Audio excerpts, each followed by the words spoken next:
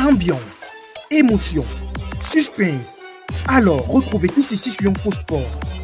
Abonnez-vous et activez la cloche de notification pour ne rien rater prochainement. Sénégal-Côte d'Ivoire, au bout du suspense, la Côte d'Ivoire se qualifie en quart et élimine le Sénégal, tenant du titre du désespoir à un deuxième miracle en l'espace de quelques jours. Humilié à domicile il y a une semaine à peine par la Guinée équatoriale, 4-0, au bord de l'élimination, la Côte d'Ivoire a créé l'exploit, lundi 29 janvier, en éliminant le Sénégal, tenant du titre, en huitième de finale de la CAN, 1-1, 5-4. Les tirs au but. Fermez les parenthèses. Ce succès, inespéré alors que les éléphants ont perdu leur sélectionneur Jean-Louis Gasset, qui a démissionné après la débâcle de la semaine dernière. La Côte d'Ivoire l'a obtenu au bout du suspense grâce à Franck Kessié, auteur du but victorieux lors de la séance de tir au but. Le milieu de terrain, vice-capitaine de cette équipe ivoirienne, avait débuté la rencontre sur le banc de touche après de mauvaises performances en début de compétition.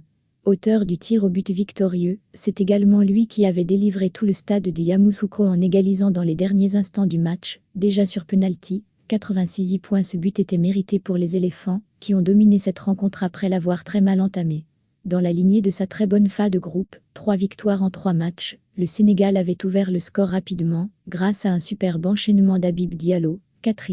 Mais les Lions de la Teranga s'en voudront certainement très longtemps de ne pas avoir continué à jouer. Après ce premier but. Les joueurs d'Aliou Cissé ont en effet délaissé le ballon, tenté de jouer quelques contre-attaques sans plus de conviction. Les Ivoiriens en ont profité pour pousser, se sont procuré des occasions, et peuvent tout de même remercier leur gardien Yaya Fofana, auteur de 2 arrêts décisifs devant Ismaïla Sarr, 47, et Sadio Mané, 105+2. De leur côté, les éléphants ont encore fait preuve de manque de réalisme offensif, mais leur pugnacité a finalement été récompensée en fin de match. Cette qualification ne souffre finalement d'aucune contestation tant les Sénégalais ont oublié d'attaquer après leur premier but. Elle s'est faite au terme de nouvelles montagnes russes d'émotions pour les supporters ivoiriens, qui ont laissé éclater leur joie sur le tir au but raté par Moussa Niakhaté, et qui voient désormais leur équipe se diriger vers les quarts de finale de leur camp, alors que tout semblait perdu, il y a seulement 7 jours. Les éléphants du néo-sélectionneur Emers Faé, qui a déjà réussi le pari de redresser une équipe malade, vont désormais assister sereinement mardi au 8e de finale entre le Burkina Faso et le Mali. La Côte d'Ivoire affrontera le vainqueur de cette rencontre samedi. Les joueurs d'Aliou Cissé ont en effet délaissé le ballon, tenté de jouer quelques contre-attaques sans plus de conviction.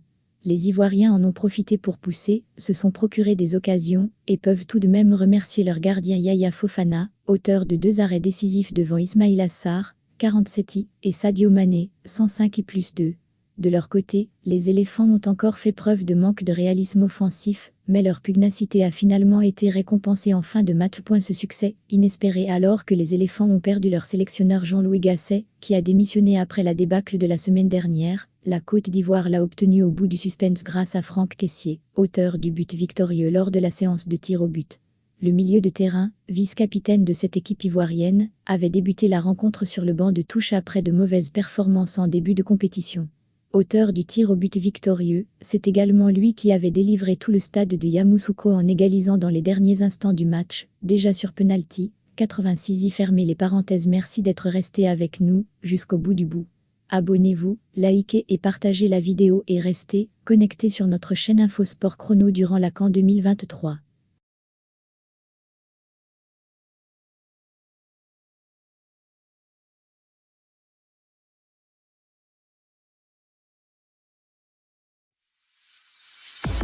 Ambiance, émotion, suspense. Alors, retrouvez tout ceci sur Info Sport. Abonnez-vous et activez la cloche de notification pour ne rien rater prochainement.